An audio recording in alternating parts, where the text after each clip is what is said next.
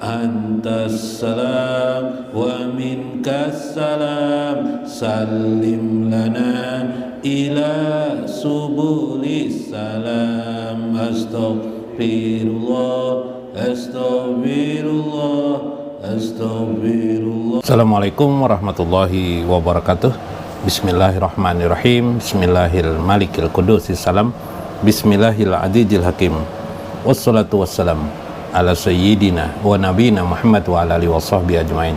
Hadirin jamaah Majlis Ta'lim yang berbahagia, fa inna insyaallah ab'asyu fi kitab Syekh Abdul Qadir Jalani di kitabihi Fathur Rabbani. Insyaallah mudah-mudahan Allah membukakan hati kita untuk selalu dalam keimanan, keyakinan kepada Allah Subhanahu wa taala dalam mengarungi bahtera ilahiyah. Amin ya rabbal alamin. Mudah-mudahan Allah membesarkan, meluaskan dan memperbanyak rezeki kita sekalian. Amin ya rabbal alamin. Waqala al-mu'allif rahimahullah, berkata pengarang kitab ini Syekh Abdul Qadir Jailani, min qaulillahi ta'ala fi kitabil karim, dari firman Allah, fazkuruni azkurkum washkuruli wala takfurun. Ingatlah, kata Allah, kepadaku, azkurkum, niscaya aku pun ingat kepada kamu, washkuruli, bersyukurlah kepadaku, wala takfurun, janganlah engkau durhaka kepadaku. Di sini ada banyak penekanan, fazkuruni azkurukum, satu yang sifatnya berbalak-balik ya, berjawab ya. Dalam konteks yang lain, fazkuruni, ingatlah kepadaku, in jakarani, jika engkau mengingatku, fazkurukum, maka Allah pun akan mengingat kalian.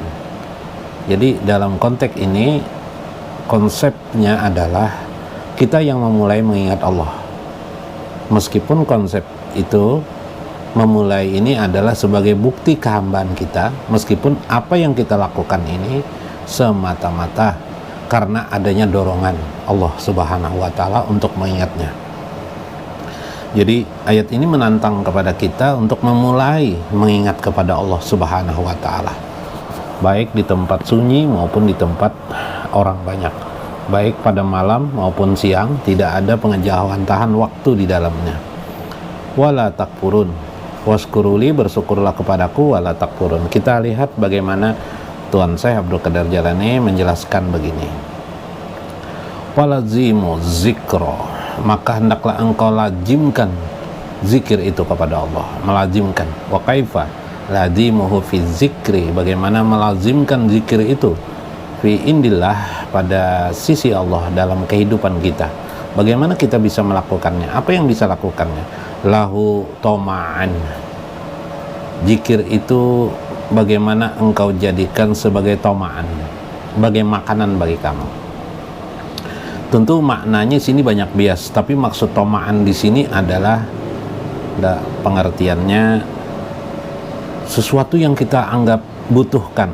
Kalau kita makan itu tidak bisa kita tinggalkan dalam hari-hari kita, berarti konsepnya adalah bahwa makan itu sesuatu kebutuhan kita. Maka zikir itu bagaimana menjadikan kita butuh untuk selalu mengingat Allah Subhanahu wa taala, keperluan kita, apapun alasannya. Mungkin alasan yang pertama kita takut dengan neraka, mungkin alasan pertama kita ingin surga. Tidak apa-apa, tidak mengapa. Yang penting kita adalah zikrullah. Dan jangan sekali memahami zikrullah itu sekedar ingat, tetapi harus dipahami juga zikir itu adalah amal.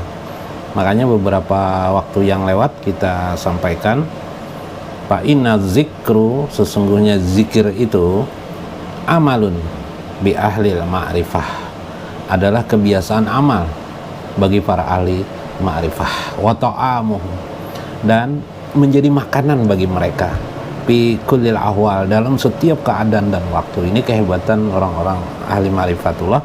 Orang yang selalu ma'rifatullah adalah selalu ingin daiman fi kulli yaumin wa naharin au lailin, pada waktu siang dan malam dia makanannya itu terus zikrullah, zikrullah, zikrullah, dawam, secara dawam. Nah, beberapa episode juga mengajarkan bagaimana lapas-lapas zikir itu kita lakukan. Jadi nanti kita bisa pilih, tapi dalam konteks ini kalau bisa kita di semua teknis zikir, di semua sistem zikir itu kita mengerti, memahaminya.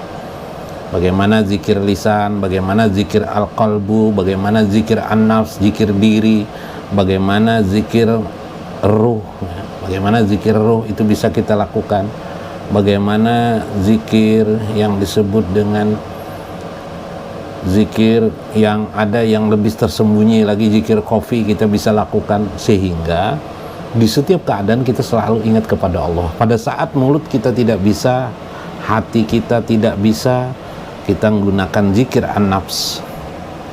Pada saat an-nafs tidak berfungsi, pada saat kita tidur misalnya, atau dalam koma ya, titik koma dalam keadaan sakit yang sampai kita tidak sadar, ruh kita tidak tetap bekerja untuk mengingat Allah Subhanahu wa Ta'ala. Ini konsepnya. Karena dengan demikian kita di dalam keadaan kondisi apapun, tersembunyi dalam sebuah besi, peti besi pun sekalipun, kita masih dalam amal kita indallah, di sisi Allah. Fi zikrihi lahum sami'u qawlahu aja wajallah, karena mereka juga mendengar firman Allah Subhanahu wa Ta'ala, fi ba'di ma taqallama bihi ana jalisun man zakarani, sebagaimana perkataan di dalam hadis qudsi, ana jalisum man zakarani, aku duduk man zakarani, bersama orang yang mengingatku.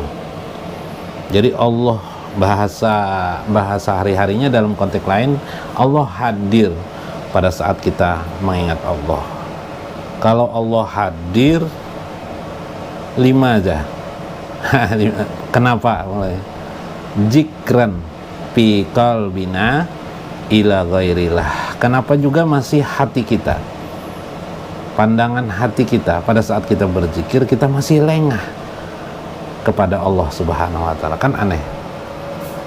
Ada orang mengingat Allah tapi hatinya tidak ingat kepada Allah. Bisa nggak terjadi? Bisa.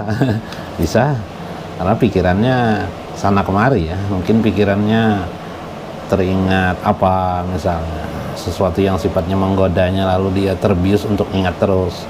Mungkin dia menghayal, mungkin dia habis nonton film yang mengasyikkan, yang sangat dahsyat film itu, misalnya tentang gorila misalnya, dia teringat terus dengan gorila, padahal mulutnya subhanallah atau la ilaha illallah, tapi hatinya lupa. Padahal jika Allah itu hadir jalisun ma'akum, bersama anda atau ma'ana, bersama kita, harusnya kita lupa kepada yang lain, kita memperhatikan kehadiran Allah Subhanahu wa Ta'ala. Ana jalisun man zakarani, aku duduk bersama orang yang mengingatku. Nah, fahajaru majalisul khalqi wa qana'u bizikri hatta tahsulalahumul majalisa lahu. Maka berhijrahlah kamu. Kalau kamu tidak bisa mengingat Allah, masih saja lalai hati kamu mengingat Allah, tak mengingat, sudah berzikir kepada Allah tapi masih lalai, kurangi pergaulanmu, berhijrahlah dari, atau menjauhlah dari tempat-tempat mana yang melupakan kamu. Meskipun kamu sudah berusaha ingat kepada Allah di tempat-tempat itu, tapi selalu hati kamu tidak bisa menghadirkan Allah. Lebih baik Anda ke pinggir, lebih baik Anda menjauh ke suatu tempat untuk mengingat Allah, supaya bisa benar-benar kehadiran Allah pada dirimu, kehadiran Allah pada dirimu, kamu dapat rasakan kehadiran itu, sehingga kamu bisa mengingat Allah, tidak mengingat yang lain. Begitu maksud saya. Karena itu menghindarlah kamu, hijrahlah kamu daripada tempat orang-orang manusia kebanyakan.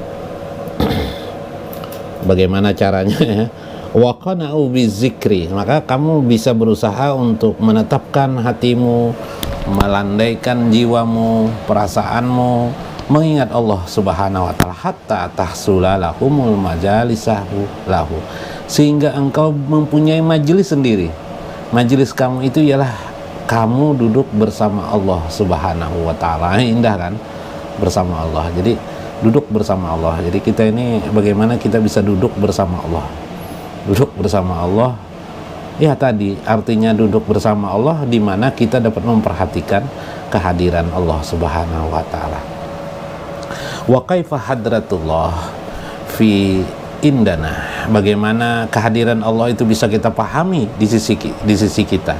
Kita bisa memperhatikan sesuatu yang disebut dengan asarullah, bukti-bukti, fakta-fakta tentang kebesaran Allah pada diri kita.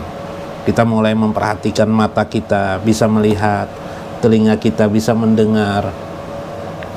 Kita mulai memperhatikan bagaimana detak-detik jantung kita, perasaan kita, mata kita melihat di sekeliling kita adanya sebuah nikmat-nikmat pemberian Allah Subhanahu wa Ta'ala. Ini asar Allah. Asar adalah fakta-fakta bahwa Allah Subhanahu wa Ta'ala sangat baik kepada kita, memberi nikmat kepada kita. Napas, bagaimana napas ini, bagaimana jantung dan paru-paru kita. Satu napas itu saja menurut para ahli, ya, ada sampai daripada 3.000 kali hentakan jantung itu dalam setiap hari, sehari dan semalam. Luar biasa. Dan setiap detak itu terjadi satu keadaan di mana kita bisa hidup. Subhanallah, ini asar dari Allah Subhanahu wa Ta'ala. Menurut ilmu kedokteran misalnya jantung, paru-paru itu punya serabut ya. Yang serabutnya itu kalau diukur itu mencapai sampai 24 km panjangnya. Luar biasa. Terserabut yang kecil-kecil, lebih kecil dari rambut atau lebih kecil daripada rambut itu juga di dalam rambutnya itu untuk serapan paru-paru kita itu, sehingga udara yang kotor yang kita hidup di sekeliling kita ini dapat bersih masuk ke dalam paru-paru kita. Itu adalah di dalam jaringan seperti rambut itu pun ada lubang, subhanallah, untuk oksigen yang kita hirup. Luar biasa, subhanallah. Coba kalau kita bayar masuk ke dalam rumah sakit, subhanallah, ya Allah, begitu baiknya Engkau kepadaku. Sehingga kita berzikir itu bisa kita pilih lafaz-lafaznya. Mungkin kita saat itu senang dengan la ilaha illallah, la ilaha illallah. Mungkin kita senang dengan subhanallah, subhanallah. Mungkin kita senang dengan alhamdulillah, alhamdulillah. Ingat nikmat-nikmat Allah, kita ucapkan alhamdulillah, alhamdulillah. Ingat Tuhan memberikan keselamatan kepada kita, kita ucapkan subhanallah. Kekaguman kita terhadap semua penciptaan Allah di sekeliling kita dan pada diri kita, subhanallah, subhanallah. Ingat kealpaan kita. Misalnya dengan kita mengucap istighfar, astagfirullahaladzim, apa saja dosa-dosa mata, telinga, tubuh kita, tangan kita, kaki kita, badan kita, perut kita, makanan kita, kehidupan kita. Inilah sebuah pasal bagaimana kita bisa menghadirkan Allah, duduk dalam hadrat Allah.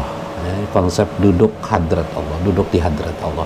Sebegitulah mungkin dalam hari-hari kita untuk selalu melazimkan bagaimana kita menyempatkan waktu kita duduk bersama Allah Subhanahu wa Ta'ala.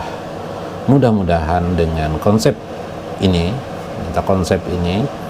bisa lebih kita bisa berkesan untuk mengingat Allah, lebih berkesan kita untuk mengingat Allah, dan dapat mengisi ruang kosong-kosong kita dalam hari-hari kita. Mudah-mudahan dengan cara ini pula nanti meningkat kemampuan kita untuk sampai pada zikir sir, kemudian zikir nafs, kemudian masuk lagi kita kepada zikir ruh nantinya.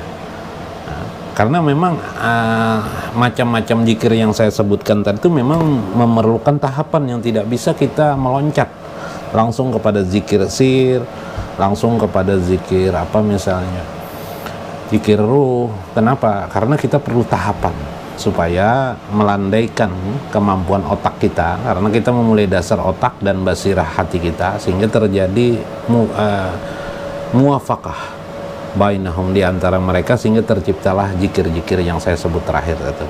Mudah-mudahan bermanfaat bagi kita. Wallahul muwaffiq wa aqwamut thoriq. Wassalamualaikum warahmatullahi wabarakatuh.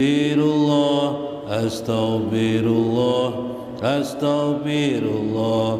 Rabbi atina hasanatan fid dunya wal akhirah. Astaghfirullah, astaghfirullah, astaghfirullah, astaghfirullah, astaghfirullah, astaghfirullah, astaghfirullah, astaghfirullah. Wa minkas salam, salim lana wa fi dinina wal muslimin. Astaghfirullah, astaghfirullah, astaghfirullah, astaghfirullah, astaghfirullah, astaghfirullah, astaghfirullah, astaghfirullah, astaghfirullah, astaghfirullah, astaghfirullah, astaghfirullah. Antas salam wa minkas salam, salim lana ila subulis salam. Astaghfirullah, astaghfirullah, astaghfirullah,